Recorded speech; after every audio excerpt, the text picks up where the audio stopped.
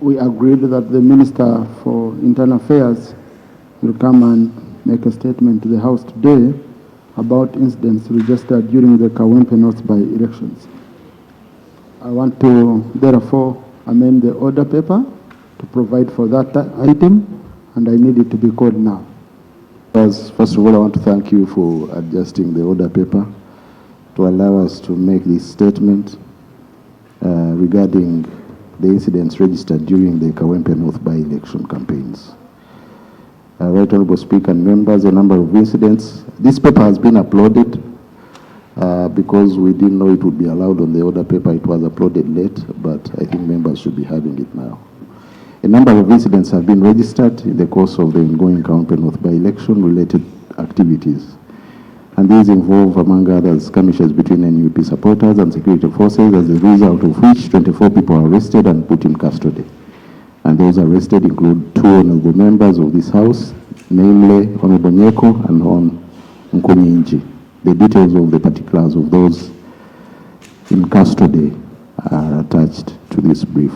The action taken so far: a case file was opened by the Wandege ISD Ref 63/3/2025. Statements recorded from all those in custody to enable the processing of their cases for court. Those arrested were presented in court and remanded on Tuesday, 4th March 2025.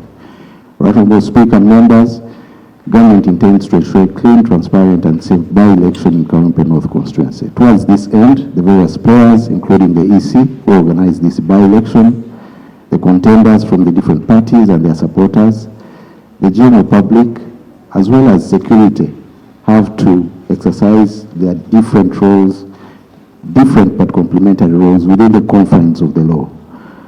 Where we have infractions of the law, there are processes within the law on how to bring them to account, including guidelines on the lawful enforcement of the law. It is also the law, right Honorable Speaker and members, that for one to be charged with a criminal offense, that offense and the punishment thereof must be expressly provided for in written law. Those arrested are accused of various breaches of the law, including the alleged illegal use of military gear by some of them.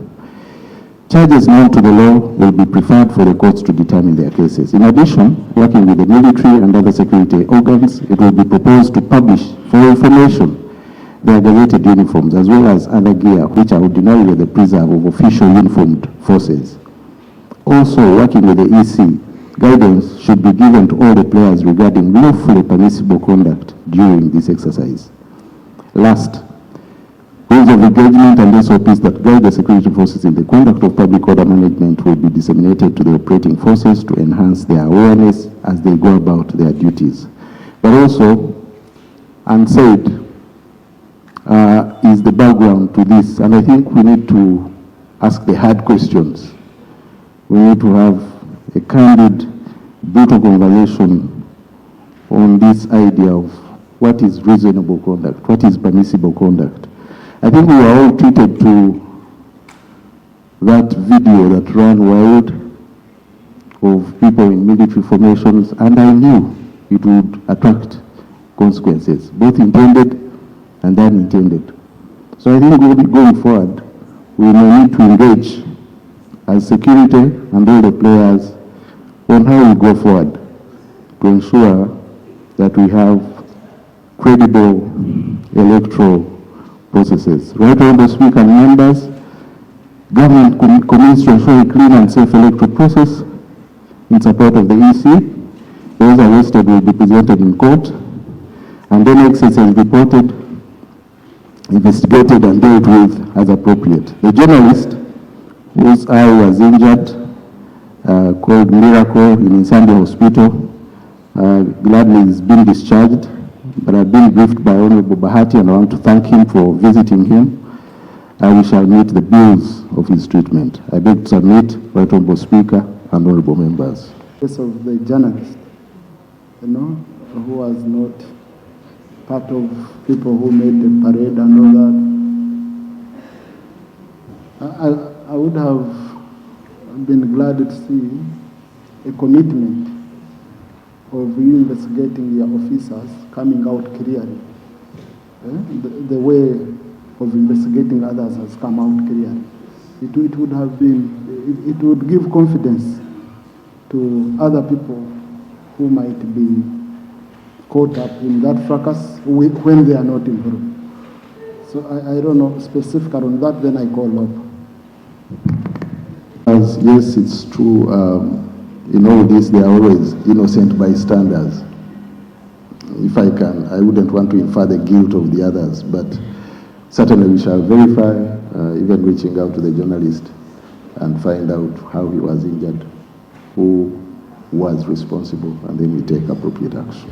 Speaker, and thank you for giving time to this particular subject that has been disturbing my head, Right Honorable Speaker, since I watched the news that a prospective member of Parliament can come for nomination and is pulled off a motorbike, thrown onto the ground.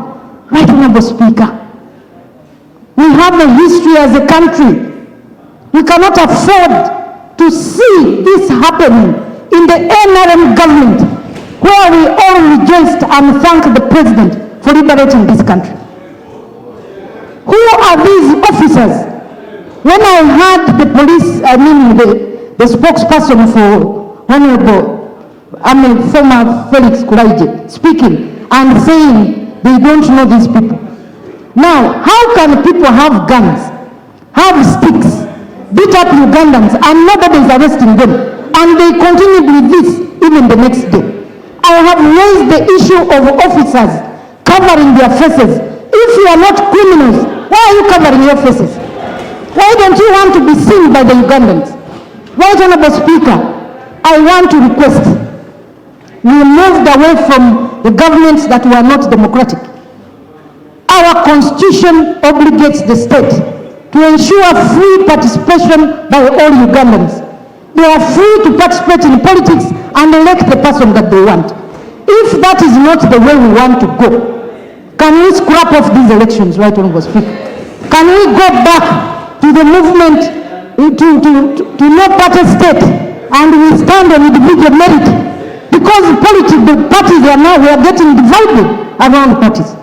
If political parties are an issue, Right Honorable Speaker, we are requesting for constitution amendments. Can we have constitution amendments here before we go into elections? We are silent and yet the days are drawing closer. Honorable Speaker,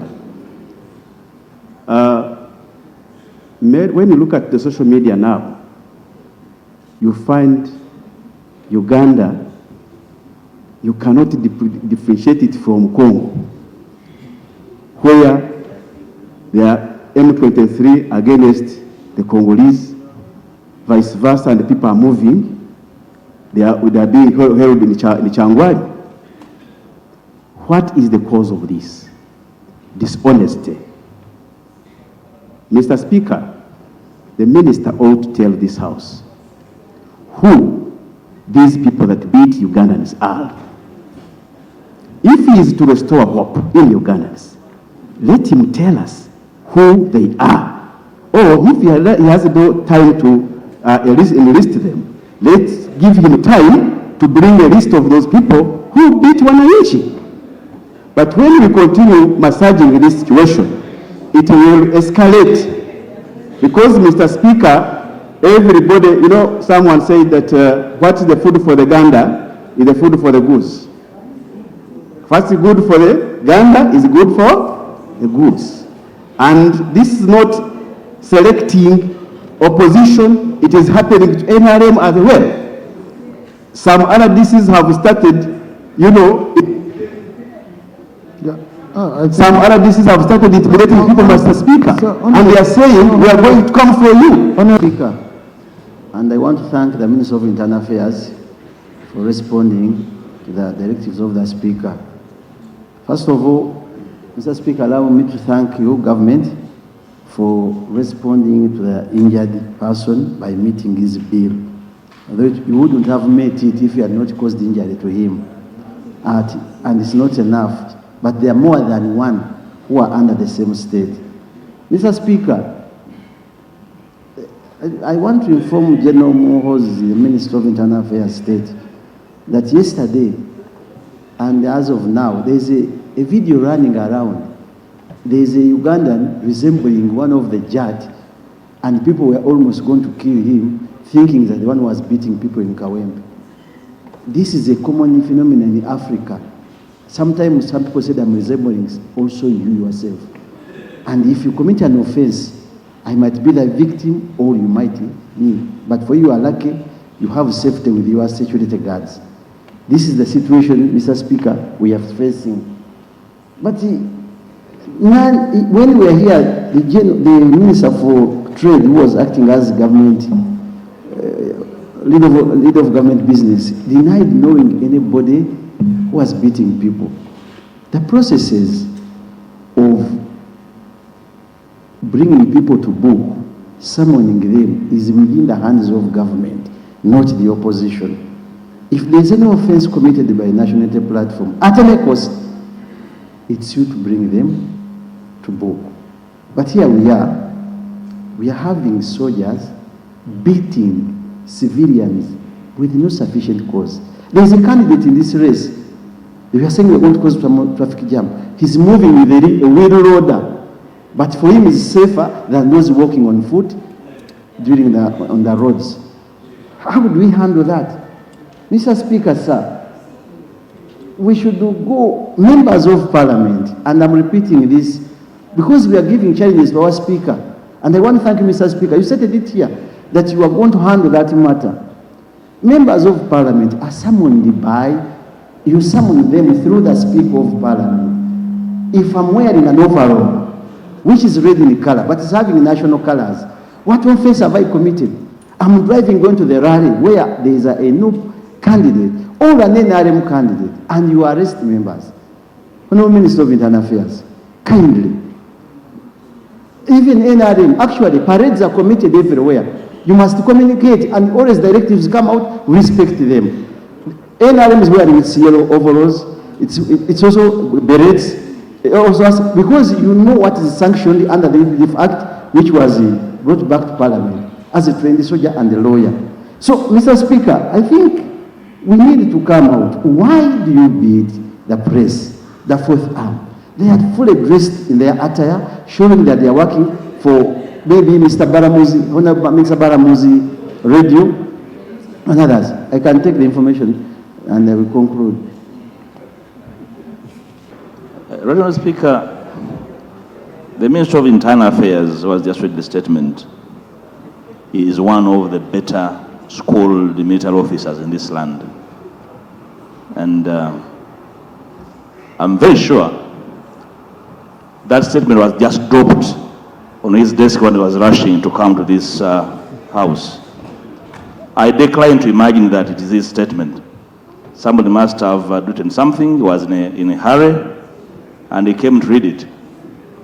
Otherwise, how do the General David Mohoz, that I think I know fairly, make reference to the fact that some of these victims were part of an illegal parade, and therefore their treatment seemed like an act of reprisal, revenge and retribution, which has no space in the laws of the land? That can never be a statement from the Minister of Internal Affairs that I know. Somebody simply dropped it on his desk. Probably can explain whether the actions of KAWEMPE were punishments in retribution, and then probably educate us on their space in the laws of the land, given some illegal military parade alluded to in the statement. Honourable Speaker. Secondly, the honourable member, I forget the name, made reference to the fact that if the EC is constrained and stretched, they can actually make request for backup. May we know from the minister whether there is such a request from the National Commission? And in their request, they formally requested for JAT to support them, not any other security agency. And explain to us the nature of stress that compelled them to make that request. 3, the people involved in the videos and on the ground are all hooded. May we understand from the minister, under what circumstances would people enforcing the laws of the land be hooded? and therefore hide their identity while executing a public duty. So that we can also advise citizens on their mode of hooding themselves to counter. Right, Mr. Speaker, the point I'm making is that we are running into dangerous territory where purported law enforcement is being done by people without identity, which is why you've had between police and the army, each denying knowledge of the hooded individuals. So may we know whether there was a mutiny in one of the security forces, whether the military is experiencing a mutiny, and therefore some people are acting out of hand, that we can alert the nation that there are some hoodlums at large, and therefore capable of harming the public, because they have no identity, they have no identifiable command and control, and therefore they're like a wall on the street. Right, Mr. Speaker. Very finally, right, Mr. Speaker, the Honorable Bashisha, a very, very honorable lady, with the pain, made allusion to the fact that she had that experience in her territory during the last election, and that the three people, the victims, were not even involved. Nobody involved or not involved should ever be a victim of a civil. Honorable Sewungu for giving way. Right, Honorable Speaker and members, when you see the events unfolding in the KAWEMPE North by-elections, it leaves all of us in a bad situation. Those involved in the election, and even those other citizens, particularly the responsible members of this society. Now, when the issue was put for government to come and clarify and explain, I'm surprised, deeply surprised, that the Honorable Minister has chosen to tell what everybody wishes to hear. He has told the intent of the law and the aspirations of Ugandans. But what is at stake now is that they are hoodlums. There is the JAT, which is responsible, the core mandate, to crack on terrorism. And now you have an official exercise, a campaign exercise announced, and the government chose to deploy the Joint Anti-Terrorism Force. Why? Because from the word go, we would start from there. Who deployed? Honorable Minister, you could tell the country who deployed and why. Because we should start from there. And it is not difficult to find out. Even if there was some conduct of neighbors. Honorable Sechkubo, that's not how we behave on the floor. Okay? You came for information, and I hope your time is up. I'm sorry. The person who was harmed, because this is a breadwinner in his home. And there are so many people who depend on that person. So I wanted also that to come out clearly. But also, the other thing, Right Honorable Speaker, is for how long are the security forces going to take the law into their hands? And they go away, they walk out free. What are they supposed to be doing? If the police is to keep order, law and order, and then the police is using the gun bat and everything, including the knife in the gun, to point at this guy who is innocent, who has not been proven to be guilty, then what are we? Which security handles civilians in certain situations. Because I was a victim of that during elections, it doesn't matter what party you belong to, but it matters how the state security conducts themselves. I'm a mother. One time I was very pained. I almost shed tears seeing a small girl, these children of Makerere University, trying to protest, and a little girl held behind a pickup. I wouldn't want my daughter to be treated like that. During the campaigns, it was like The state versus Ahmed. There was this colonel that was deployed in my constituency, and they were just all over intimidating people with the uniforms, telling my supporters they are going to disappear. Please, in this century, as a politicians of my generation, we want fair competition, we want accountability of security. This is not fair. Right, Honorable Speaker, it's ugly. Your question was, what is happening now? Is it any better? Right, Honorable, yesterday they were showing where a lady was seated in a vehicle. Somebody jumped on the vehicle on top and pointed a gun at the lady in the car. The lady was saying, shoot. People were surrounding the car. Right, Honorable, who is in charge of campaigns in this country?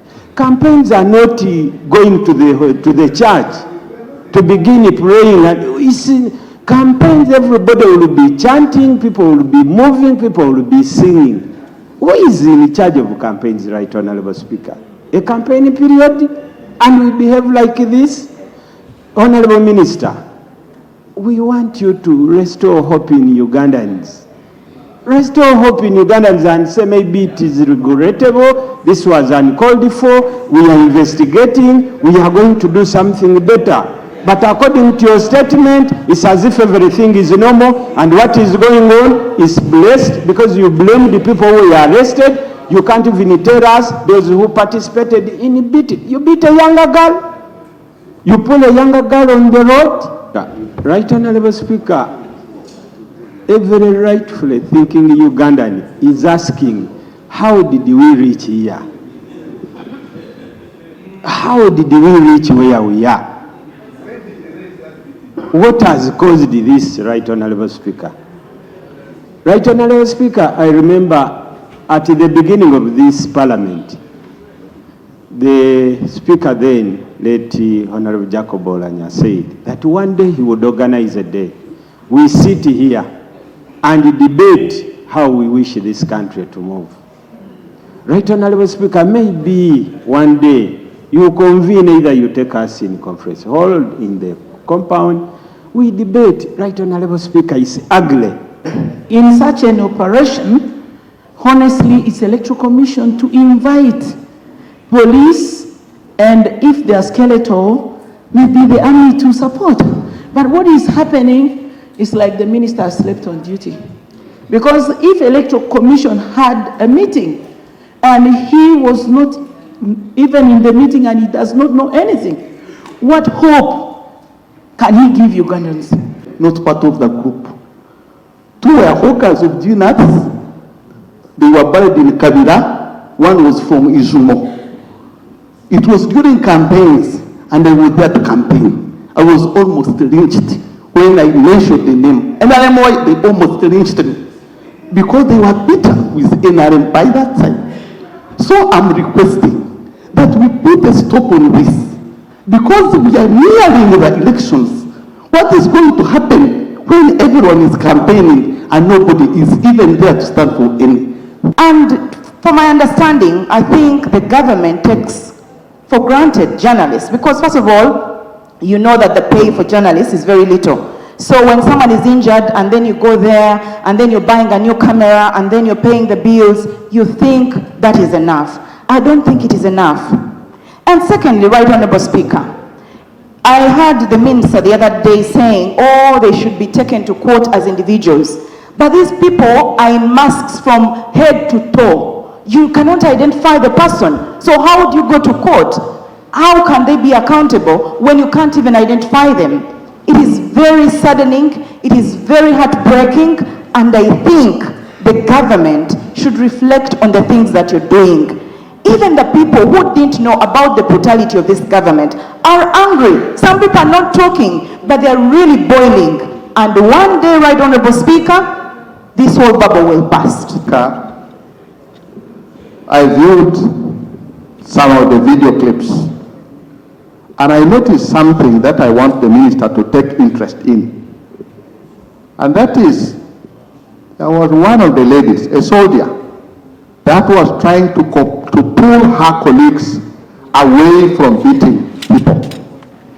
And what came in my mind, Minister, that's why I want you to take interest, is, was there a single command, or there could have been two commands, or various? Because how can you have a group that is so happy to beat people and you have this other person who is pulling them away? That tells you there could have been a problem. Right, Honorable Speaker, one time on the floor of Parliament here, I stated that we are sending these policemen and soldiers out there. We don't know what is in their heart, because in their training, some of the things they are sent to do, they don't like. They know that it is not professional to be sent to do what they are being asked to do. And one day, like my sister stated, if one of them gets annoyed, and that is why we also need to question whether some of them are doing it because they think they should do that, or they are doing it with the intention of actually spoiling the name of the government. You never know. Minister, you need to take interest, because some of them may be not happy and they think they should do something extreme in order to spoil the name of the government. So you need to look at all this. The mandate hold elections in this country rests strictly with the Electoral Commission. Particularly so when you have a nominated candidate, that candidate becomes your official. They have the right to protect that candidate and ensure that whatever happens, happens within the law. You only request security to protect the process. All of us colleagues, we are the product of elections. You know, each one has a story. This thing has happened maybe at the time when we should review what's going to happen, how it happens. It is very true that democracy is a definition of a nation. It is a very serious program that allows each citizen to see how their leaders are elected. The same is also equally true that the leadership of a country comes about through democracy. And therefore, the constitution has to be held high. What happened in KAWEMPE could happen in other parts of the country. So in my opinion, and I think the Chairman of the Electoral Commission addressed people, I say people because he didn't address the nation. He has to come out clearly to assure the nation whether we are ready for elections or what's going to happen. We have a friend whose child was passing just going to that direction, and she was beaten badly. And as I wind up, I want to look at the security. When I was in service, the coat of arms has to be respected at all costs. People, the goons who are beating, people who are putting out the hard work flag. There is no way, I think in my view, we have to be very frank and look at this issue squarely and address it. Honorable Minister, the idea of thanking you that you went and consoled the patient, it should have been Electoral Commission. Because those are the in charge of this product. I want to thank you again, and the colleague, let's not lose hope. I think this is the time to review of how we're going to proceed. Thank you.